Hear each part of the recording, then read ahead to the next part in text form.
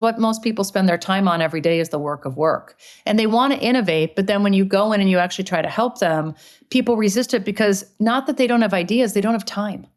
So most leaders default to, oh, we got to innovate, let's get more ideas. Ideas aren't the problem. That's not the issue.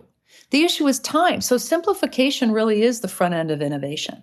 It gets rid of the time sucks and the waste to create the space for people to actually think and actually focus.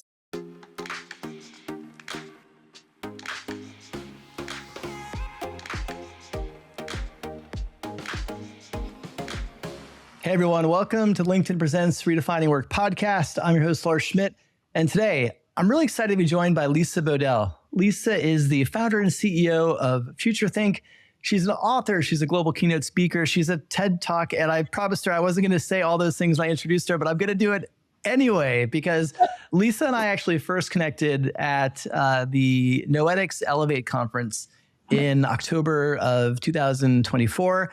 And she gave a fantastic talk on simplicity that we're going to spend a lot of time on. And I'm excited because there's it's one of those talks where I was like scribbling notes the whole time and actually with actionable takeaways, not just like, hey, that was a smart idea. So I'm excited to share some of those with all of you. Lisa, the floor is yours. What do you want the audience to know about you before we get started? Well, Lars, definitely that I need to simplify my bio. So sorry.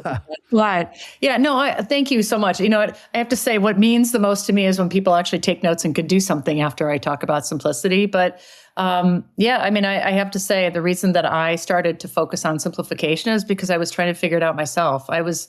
I've always been, I've been a futurist, I've been an entrepreneur, and I've always focused on innovation, but I couldn't figure out why everyone was always swirling in chaos around me. So I think the reason I started to focus on it is because I wanted to figure out how to take control myself of my time and of my work. And through that process, really learned how to teach others how to simplify. And to me, that's really gratifying because if I can get you time back to do more important things, that's a win. Hey, it's the most precious resource that we have. And so that is a big win. I want to get into a lot of your lessons around simplicity, but before I do, I want to kind of start with your first book, because I mentioned you're an author, you've written 2 books. Your most recent one, Why Simple Wins. We're going to spend a lot of time on that. But your first book is Kill the Company. And I love the title, obviously a provocative title. And I want to hear more about where that came from. But there was an anecdote you used in it around the importance of kind of disrupting yourself as a business. And it actually took me back to my last corporate role. I was working at NPR and I led talent innovation there. And we went through an exercise at one point where our head of digital said, we're going to put together this task force of people from different teams. I'm going to give you a fictitious budget, right? At 10 million, I don't know what it was. And your task is to disrupt our business model. You're an upstart in our space. How would you eat NPR's market share and lunch and go build? And they had a couple of weeks to do so. And they put together a strategic plan, and it was all about digital and streaming, and a lot of things that we were getting into. But it was a fascinating exercise. And I'd love to hear more about like examples maybe you've seen of that when writing that book, but also just the title specifically. Like how did you land on the title, Kill the Company? Yeah, I'll start with the title, which is interesting because everyone loves the title. My publisher almost cut my contract on it. Or should I say it another way? I almost cut my contract with them because I thought it was so provocative, right? Like, if we're really going to take a provocative look at how to innovate, we've got to get rid of what's not working and really kill, proactive obsolescence, right? And so I said, let's title this whole thing Kill the Company. And they said, you can't do that. And it was interesting because that's how I became good friends actually with Adam Grant, because he loves the Kill the Company concept. And he's like, well, what did they want you to do? Call it like weaken the company or rethink a little bit about the company? Like, it's just, you got to get people really wanting to break things. Yeah. And so, it was one of these things where I said to my publisher, either we keep it or I quit. So maybe that was the thing that they said, okay, we'll give in. But I think the cool thing about Kill the Company and the examples you just said at NPR are it stops people from feeling so handcuffed, and it gives them guardrails, right? We just kind of take off the governor and we let them say, if you could do anything to put yourself out of business, what would you do? And it's the perfect strategic planning exercise. And, I've seen it work so many places. We've done it at Merck, we've done it at Google, we've done it at Prudential, and everyone it lights the room on fire, right? Because they can say the things that shall not be said, or, right. or that they've been thinking, but no one really wants to say because it's not politically correct. McGraw-Hill did something really interesting when I was starting to think about this concept. They hired a VC, gave them $100 million, this was a while ago, and said, you can only acquire companies that will put us out of business. What a cool concept, right? So help us acquire the people that are trying to take us down. And it was such a revelation to them, right? So like you said, getting into digital streaming, we otherwise would dabble in it, but this forces us to do it. Yeah. So I have to say, of all the things I've come up with in my organization, Kill the Company is the one that people love the most because it's like the ultimate strategic planning skill. Yeah. Well, and look, I think it's amazing, and especially when you go through exercises like that. If you're watching or listening and you haven't done that within your organization, do that. And it doesn't have to be company-wide. It could be within your department, within your division. Like that's an exercise you can run regardless of where you sit. And you should, because it'll get you outside of, I think too often, what holds us back from innovation are the walls we live within. And there aren't many companies that encourage us to step outside those walls. The walls were there for a reason. They're static, they're safe, they're known, they're understood. Those are all like blockers to innovation. And so you've got to step out of that. Yeah. And you're getting at something really important, which are, risk. Like that's what people say. They want to innovate, but they don't want to take a risk. And like a little bit of risk, but really it gets at fear, right? Because what if we discover something we might not want to hear? But I'd rather have us discover it than all of a sudden our competitors do it to us, right? So I just think it's a much more provocative exercise. And it's really for the boldest and the smartest leaders. They're the ones that do it. How do you overcome that fear? Because I imagine you've worked with clients who maybe were, it fully embraced this exercise. Maybe they were reluctant. I imagine you had a mixture of both when you look across the executive team. But maybe walk me through a scenario where what you revealed through this work elicited fear and they tried to kind of shut that down. How did you maybe get them back to realize that it's not fear? Yes, it could be fear, but there's opportunity on the other side of that if you get past it. Yeah. So it's interesting because usually the people, first of all, that come to us are the ones that they're just so done. They're so frustrated. They're tired of not being able to get anything done that they want someone to shake up the complacency. Yeah. Right. So they're usually the older established companies that are like, this is ridiculous. So like the publishing company, it's usually not tech, right? It's the publishing companies, it's the oil and energy companies, it's the insurance companies. But what's interesting working through some of these scenarios, let's use oil and energy. They don't have to change. They get plenty of money. They get more money than God. There's more oil than you know what to do with, right? Why should they change?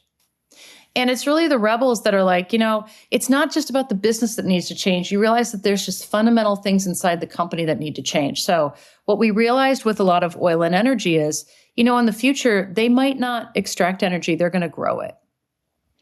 And they realized when they started thinking about this, well, growing it, what does that mean? We got to hire different people. We don't just hire geologists anymore. We got to hire bioscientists, and there aren't enough of them.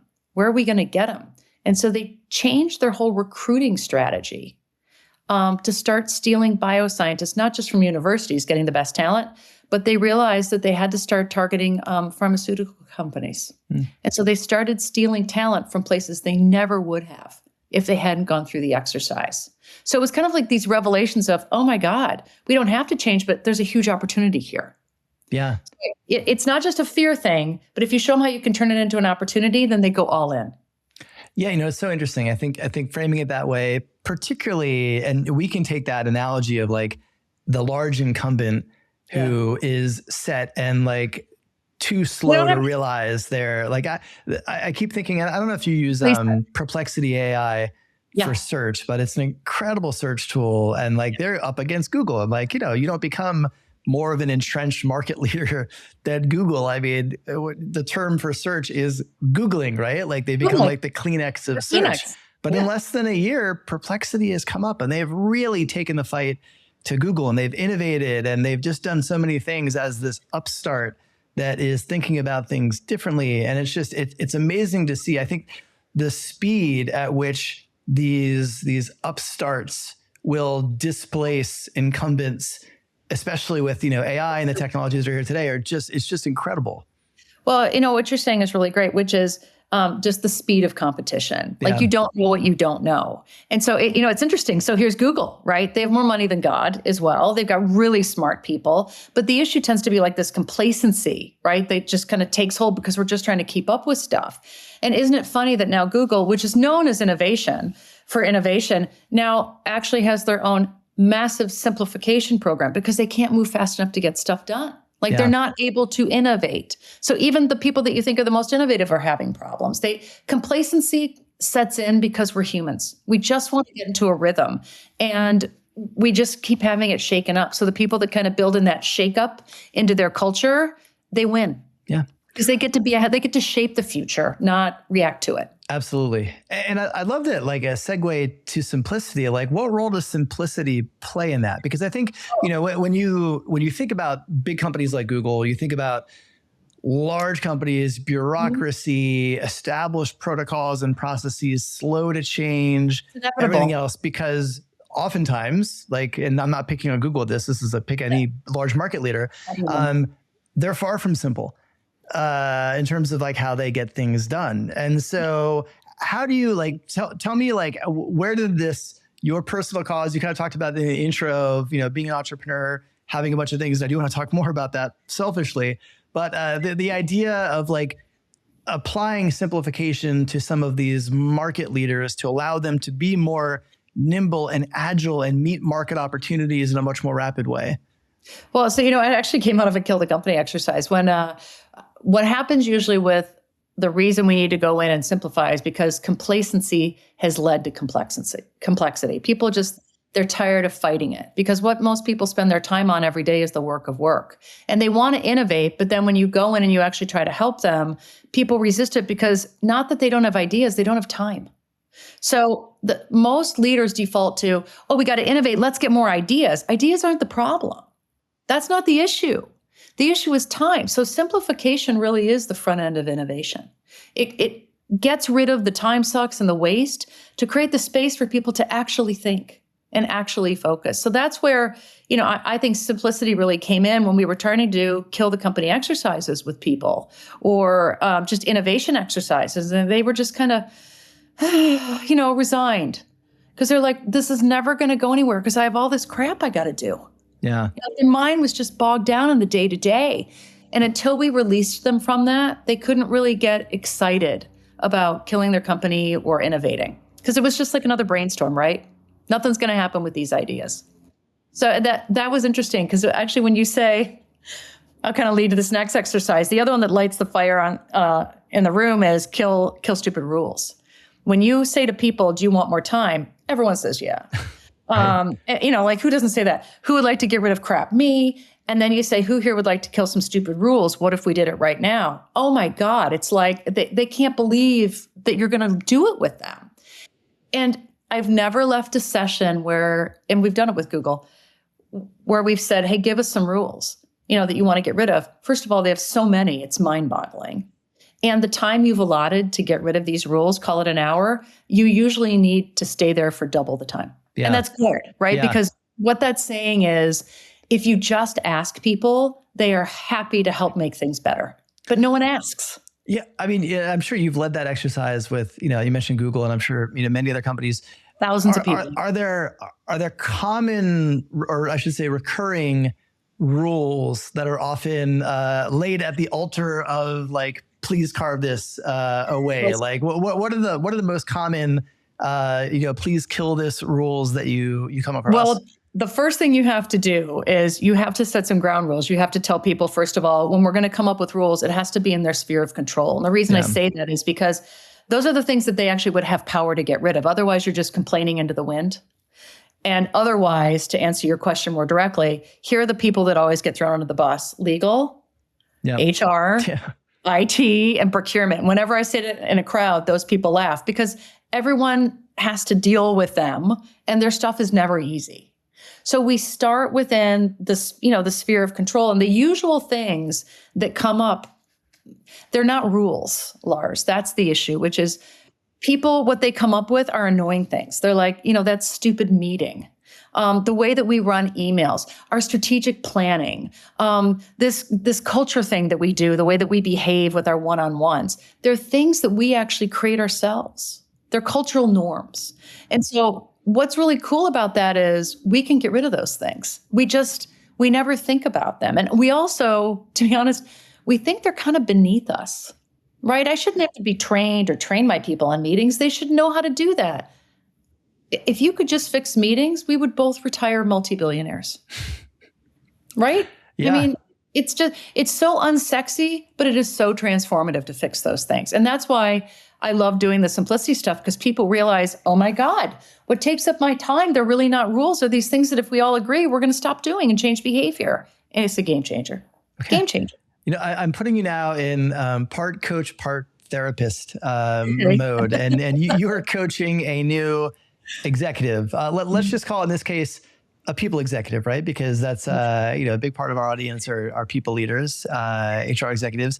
There's a new people leader. They're sitting on your couch. They are getting ready to start a new chief people officer job at Acme Tech Widget Company, right? I had to throw a lot of things in there because it could be like the most generic company without any steering that might lead people to think about what the company culture might be. But a new company, they're coming in.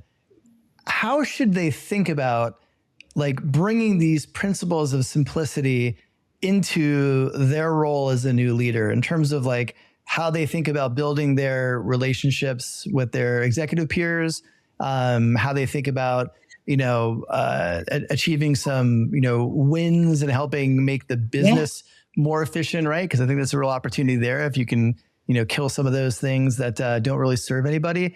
But you also have to do it tactfully. As a new leader, you can't just come in and be like, well, this is stupid. Why do you do this? Like, this is, you can. You can, but like, if you really want to cement yourself as a leader that doesn't burn bridges on week one, it's probably not wise. Like, how would you coach them through that? How should they think about their onboarding as a leader with the goal of maybe delivering impact for the business through, being a leading voice in the simplification? So there's two principles I'll always talk about with leaders is that, they're coming on, and I think there's two mistakes they make. First of all, they think that being organized is the same thing as simplifying, and it's not. So stop trying to just put in new processes. You're going to get organized, but I don't need a new 12-step program that shouldn't be there in the first place. And so there's a difference. And then that leads you to the second principle, which is you can't be a leader that's always just about addition. You have to build in subtraction into your team. And what I mean by that is, yes, we reward people for doing more, but we also have to make sure as a leader, we reward them for doing less. Like, are you going to reward them for getting rid of things? Are we going to reward them for streamlining and being more efficient? Or are you only going to reward them for more? Because that's a trap. So when you think about those principles, then they start to go, oh, okay, so that's how I'm going to think differently about how my team operates. But how you then as a person come in and say, well, how will I figure out the best way to do that? One is thinking about what are the behaviors that you want your team to exemplify. Because a lot of the things that are a problem are driven by fear. So as a leader, if you can take away the fear by asking people what's not working, or creating some kind of structure. That's why I mentioned Kill a Stupid Rule quarterly, where we can get rid of the things that aren't working. As soon as people feel a part of that, they're on board. The second thing I would say to the people leader is they need to model the behavior. Because I think the pitfall, and you've probably seen this, right? The work you've done. Leaders love to talk a big game, right? It's going to be a great culture, and we're going to do all these great things. And they don't model the behavior. So, for example, I'll use the simplicity example, which is, a lot of people come in and they're like, I'm all about getting to work that matters. I want you to focus on big things. I want you to say no to meetings. And then they go to every meeting. And then they demand more of their team all the time. And then they lay on more priorities because, of course, their leader stuff is more important than their stuff. So they do the exact opposite of what they've set out to do. Modeling the behavior is probably one of the best things they can do once they outline what that is. Yeah. And do you find in terms of like rituals, for lack of a better word, practices called, like, I remember we actually, when in your talk, there was an interactive part when people from the audience were sharing some of the things that they did. And somebody used the term a Ghostbusters committee, which resonated with me. I love that. Like this notion of like, these things don't need to exist. Like, let's go find them and kill them. Like when you think about any systems, mechanisms. You're talking about killing processes. So I'm asking about a new process, but ways to kind of make that thinking systemic. So it's not like a transactional, let's audit everything, do everything, and then you're done. But you're constantly asking the questions, role modeling, doing the things that I think help the business and the company and the employees understand this is part of the culture and how you act. Yeah, it's interesting because we say you can do the one-offs, right? You can kill stupid rules but they're like weeds. They're going to grow back. Yeah.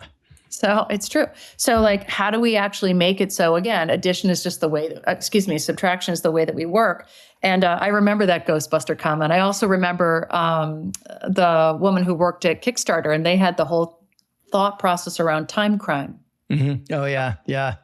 And that's the kind of thinking we want leaders to have. So meaning, when we work at NBC, we talk with them about, rather than thinking all the people you need to have in meetings, it's what's the least number of people you need to have in meetings.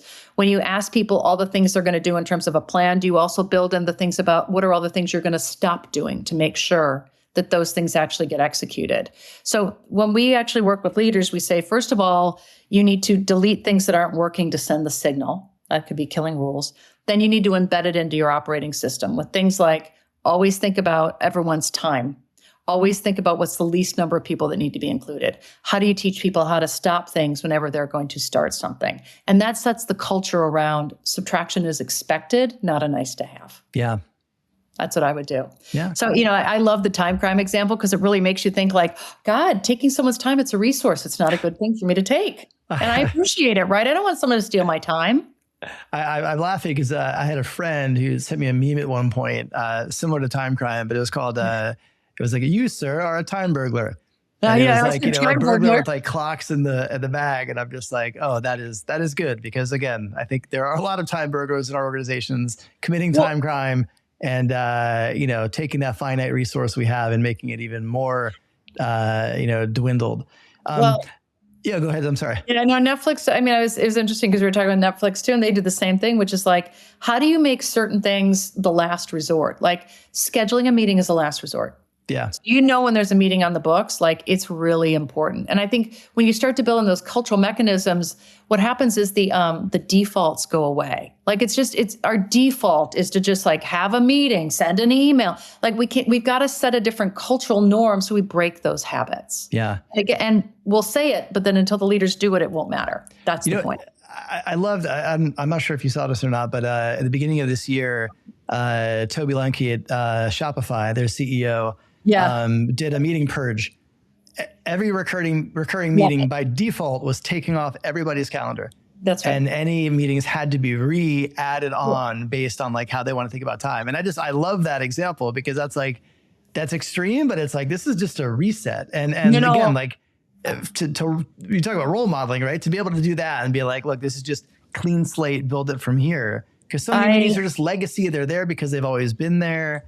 Yeah, we call them the zombie meetings. My favorite is when, you've probably heard of this before, but we do it with clients too, which is declare meeting bankruptcy, right? At the beginning of every quarter or every year, right? So it gets off the books. And so you really have to fight to get it back on people's calendars. And so we have to rethink again. But complacency is the biggest driver of complexity. And so if we can shake up those norms, then we can shake up and get our time back. Yeah, time burglary. Yeah, time burglary, right? Come on, if you're listening, don't be a time burglar. You're better than that. Come on. You're better. Come on. Let's steal my time. I want to invest my time, not steal my time. Thank you. Yeah, yes. Let's talk about meetings for a moment. Are there outside, and maybe this would actually be included in your answer of who should be attending in meetings and what the purpose of a meeting is.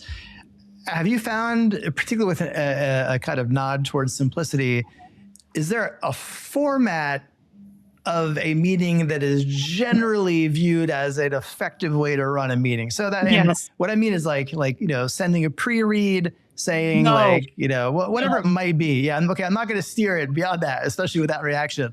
But let me just get your thoughts. Well, it always evolves into something bigger. You know what I mean? The pre-read to the pre-read and the meeting before the meeting before the meeting. Yeah. So one of the things that I've really learned and liked, because we also talk a lot about, when we teach innovation, we teach curiosity, which is also a lost form. But I think too much of our stuff falls into the habit of updates.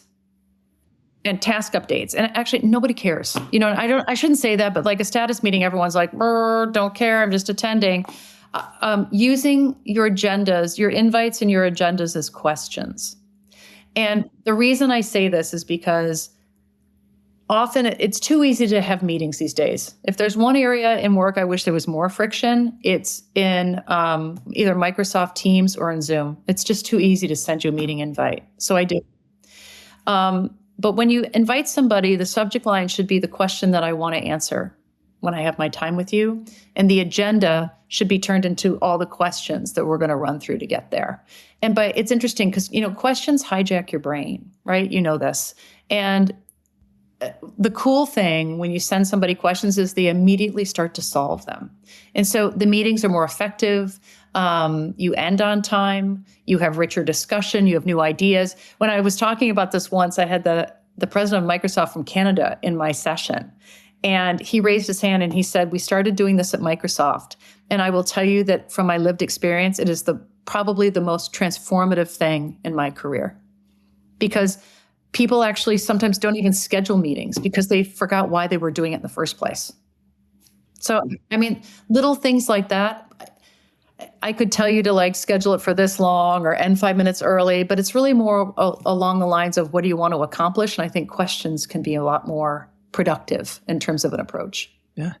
Well, I want to kind of get your thoughts on simplicity and drilling it down to an individual level. And, as in your kind of intro, you talked about your own personal quest towards simplicity and kind of what got you there. And as a, fellow entrepreneur, simplicity honestly is something that I struggle with, right? Because I think when you're an entrepreneur, you may have multiple lines of business, you have marketing, you may have content in terms of how you run the business. And in my cases, I've had all of those things and more. And I think I also, my blessing and my curse is that I am deeply curious and I get excited about new and emerging things very easily, which means I'm often chasing shiny objects and be like, but that's okay. Oh, it would be really cool to do X. Yeah, but I where I struggled personally was the cumulative mental carry of saying yes to all of those things. Now I kind of look out and I've been going through a simplification process myself over the last couple of years, so it's not as bad now. But there's one point where I kind of woke up and I looked at the ecosystem of Amplified. It was 2 newsletters, a podcast, a Fast Company column, 3 lines of business, speaking, all of that. I'm just my God, this is and it's me. This is too much. So when you think about applying your rules of simplification at an individual level, and this doesn't necessarily have to be to entrepreneurs like us, but any individual who is listening and they're like, I do need to simplify my life. Are there exercises, words of wisdom, or maybe prompts that could be helpful for individuals who are also kind of looking to simplify their own worlds? Yeah, it's interesting because I think all entrepreneurs fall into that trap, or just individuals, right? Because we're trained that more is valuable, and more means if we're busy, we must be important. So more, especially when we're creating content. And I actually... I do the same thing every year with strategic planning with my team. As I say, if you had to get rid of everything but one thing, what would you keep? And so I start to really see what's the value. You can only do one thing, that's it. You just pare it down to the bare bones. And it's interesting what people rally around. And inevitably that lets us then get rid of many things during that process. That's one of the ways that we kill things in our strategic planning. I would say individually though, we always feel like we have to say yes or no. I sometimes say maybe. And that's really counterintuitive. Yeah. Someone will say, well, do you want to do this keynote? And I'll say, maybe. Let me look into it. So I won't say yes right away to something. And the reason I think we often think we're going to miss some kind of opportunity rather than giving ourselves time to really think about it. And so that sounds counterintuitive to people, but I would just say maybe. And then you can look into it and decide if it's really worth your time. The most important one I would say though is if you had to get rid of everything, you can only keep one, what would it be? That's going to force you to really focus. Yeah. In my opinion. I like that exercise because you could even, technically you could scale it. Maybe you have 10 things that are going to say, okay, pick one. Okay, you've got that one. Okay, now if you picked one more, maybe you get to 3. Well, you will eventually. Or does that kind of counter the spirit No, of the you exercise? probably get to more. I mean, like, let's put it this way. Yes, I write for Fast Company and Forbes, just like, right? I do podcasts. I'm on speaking tours, but it's very easy. I'll give you an example from today. Somebody said to me, hey, I run this big conference, et cetera. I would love you to be there. I'd be in front of a few thousand people, but I can't pay you your fee. In fact, I can only pay you a portion of it. And they wanted to know an answer right away, et cetera, et cetera. Would it be good for me to do it? Maybe. Yeah. But my team right away was like, they really need to know. And I was like, slow your roll. I don't know if that's going to be good for me. Yeah. Let me think about that. Because I think we get into this trap of like, everything's going to have an ROI. But if you really ask people, like I would ask you, if you really had to look at every time you've had an opportunity like that I just said, how many of them really panned out and got you more ROI after? Yeah. I mean, not many, candidly, which actually, I that maybe becomes a no for me more often than it used to. Mm-hmm. Right. Because But that's the thing, which is it's kind of like maybe is the gateway drug to no. Yeah. Yeah. I say that because I think everyone's default is yes. They don't admit it. I say yes too much too. But I think maybe starts to get you in the habit of, I really want to just kind of take B rather than being caught and busy and start to say no more. Like, what's the worst that could happen if you don't go to one conference? Okay, so there'll be another one that's going to come along. It's just a lot of people want to steal my time, and that's hard. The time burglars, we're coming back to it. Time burglar. It's in your personal life too, right? Because there's this big thing, like on a business level, we have fear, right? And we don't want to miss out on opportunity. But on a personal level, a lot of it is obligation. We do things out of obligation. We don't want to hurt people's feelings. We don't want to miss out. So, it's what are you really obligated to do? That's the problem.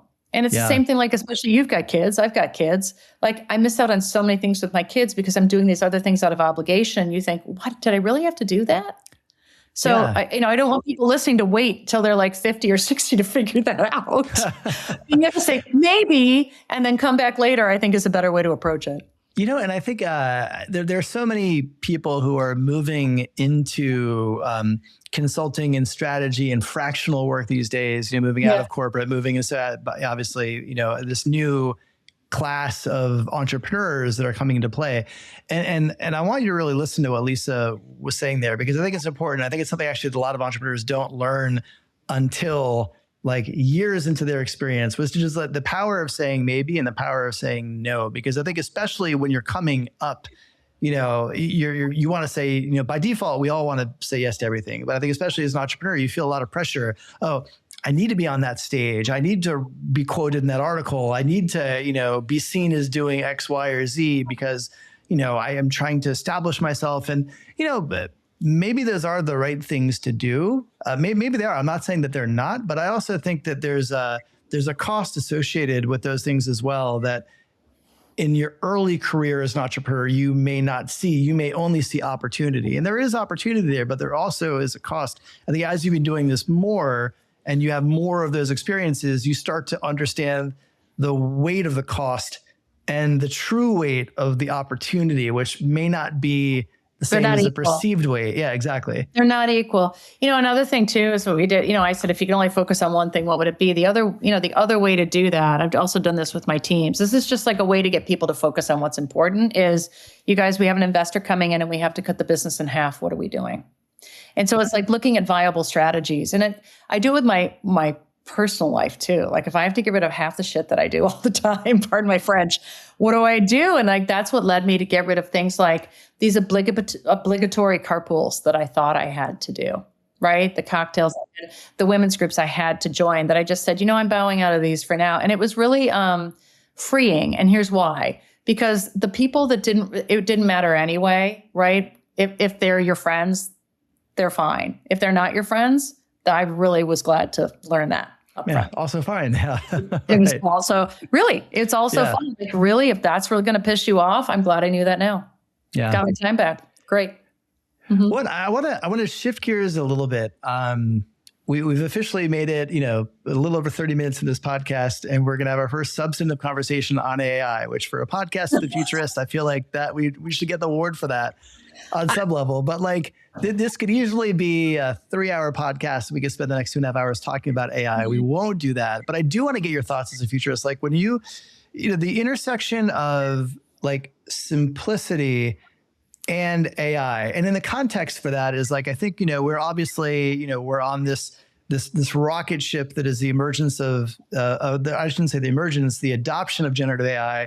We're moving into a new phase now of agentic AI, which is, more sophisticated capabilities of AI. Who knows where we are on the map to AGI, which is this, next level of super intelligence.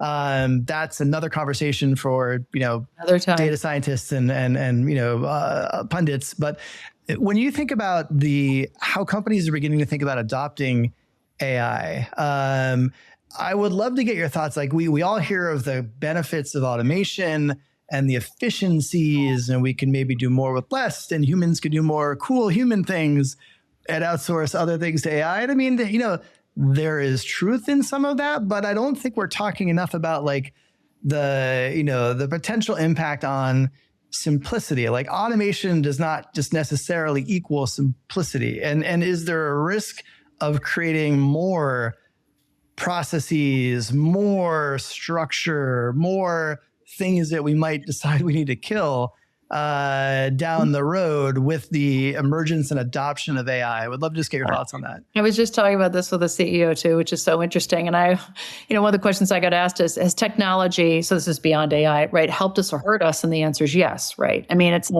the same thing. Like when I look at my phone, I'm like, oh my God, look at all these apps. And then look how much time it sucks up for me. Yes, it's efficient, but now like I've never been busier. And it's, we know all the statistics that show this. I mean, I do think there's truth though, that it can automate things that we shouldn't have to spend our time on. That's fantastic. And it should free our time to do more creative things, but it never does it? That's what's really interesting. And so I think it's great to prepare for all those things to be automated, and we're going to create more processes and more things and more data, and we're going to have more reports and all the stuff, and we're still going to drown in the human things of meetings and emails and reports. So unless we really build in my feeling is some of these skills that are more about thinking and giving people the time and space to do it, the reason they're going to default to the same old practices, like more processes and more things from AI, is because they're not comfortable with thinking. And I know that sounds weird, but I don't think people are, we talk about how we want to be less complex, but we're going to be really uncomfortable when we are unbusy. And I've seen this, like I tell this story about how I worked with this leader, this head of risk at S&P, and he was telling his teams to make decisions without him because he was just so tired of making decisions. And his team actually started to do it. He had to say, like, make 3 decisions without me, 4 decisions without me. And I said, did they actually do it? And he said, they did. And I said, how did you know it was really working? He said, I started to have so much time on my hands. I started to feel like worthless and I'm busy. And he said, I wasn't used to having time to think. And the culture is that I was lazy if I did. Mm. So what do I think about it? I think that, AI is going to be really transformative. I think there's going to be a curve where we put a lot more crap in place than we need to. But I think that's the default of people not knowing how to think anymore. And if we could actually give people time and space to do it, we'll realize the importance of having the machines to do other things so we can spend more time not being lazy, but actually sitting and thinking. That's my dream. I would love to have a half day every day to do that. I would too. And there's this other aspect of thinking that I've been thinking about lately. Like wasn't a setup. Look at you. But look at you thinking in real time. But I think like there's an aspect of thinking, and I don't know how this will play out with like generative AI, where because we can lean on these tools to be incredibly powerful co-pilots for things like writing and analysis and things like that, right? And again, I do this all the time. Like, do we get to a point where we become so kind of reliant on these tools that rather than us having like, I mean, exactly. Like, do those skills start to atrophy a little in humans because we're outsourcing that? Well, we're outsourcing the thinking, right? Yeah, so that's the other thing, which is like, I want it to be a vehicle to support my thinking, not do my thinking. And so Yes. let me give you an example. So that's why I think like curiosity is so important, because it's all about just like it's about asking a good question, it's all about the prompt. Like, how can I be really creative in the prompt so I can get lots of different angles to feed new dots that I haven't connected? The past 2 weekends, I really like operationalizing things. And so I was like, I have so much content in my head. I need a vehicle. And it was just like ChatGPT or Bard, whatever, Gemini, to help me put together articles, because I write a ton of articles. I put down all my content that I have on all these tools. And over the course of 2 weekends, using this with great prompts, I was able to write over 70 articles. And what was so cool about it was that, and they're really good, I'm sorry, but they're really like creative and different. But it wasn't because I put something into it and said, hey, write an article about this. Anybody can do that. I was like, in my voice, in this tone, in a really provocative way, take this technique with these case studies and tell me what are the connections that I haven't seen. And then I was like, wow, I hadn't thought about that. So to me, it was like spurring on new thinking rather than writing the article for me. Everyone knows, right? When you use AI to write your article, you can tell, right? In a world that's growing faster and faster, and in conclusion, it writes the crappy stuff, but it won't. But in the future, it won't be crappy. But there's still things that, like humans, we need to be able to connect different dots, and that's where like training us to think and ask questions is just imperative. We can't rely on AI to do that for us right now. Yeah, I think that's a great kind of ending note that I will just underline for you, because I think it's so important. Is just the role of curiosity. Right? Like, it's never been a better time to be curious as a human, because there is so much to learn. There is so many amazing, powerful tools that can help you do work that would have taken you days or hours or weeks before, that now you can do in minutes. Well, you know what they say? Well, they say that in the future, it's not about being able to get the right answers. It's about being able to ask the right questions. Yeah. Right. I can get any answer I want right now. But is it the right one? I don't know. So it's interesting, because one of the best skills I think that you can teach, not just at work, but to kids, is curiosity. And I mean that in terms of, we'd have better conversations, we've had less dissent, we'd have more innovation. I think we'd build better humans as a result. We'll have more openness to other perspectives and points of view, because people are feeding curiosity in different ways. So it'll be about curiosity, not about contrast or conflict. And I think that's cool. I think that's a beautiful world that you are leaving for us, and I'm going to let that be the last word. Lisa, I love the conversation.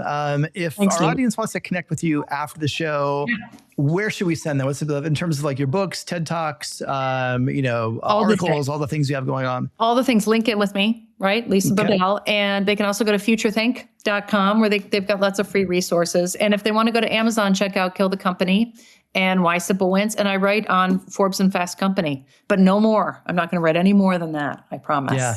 Too much. Okay. All right. Well, I appreciate your commitment to simplification. Thank you. Limiting yourself to those 2 publications. But that's it. Lisa, it's been a real pleasure. I appreciate your perspective. I appreciate your time and wisdom. And definitely look forward to bringing these tips. And again, get your hands on Why Simple Wins. There's lots of very actionable takeaways that you will be able to bring that will impact your work and your world. So highly recommend it. And thanks again for making time. Thanks, Lars.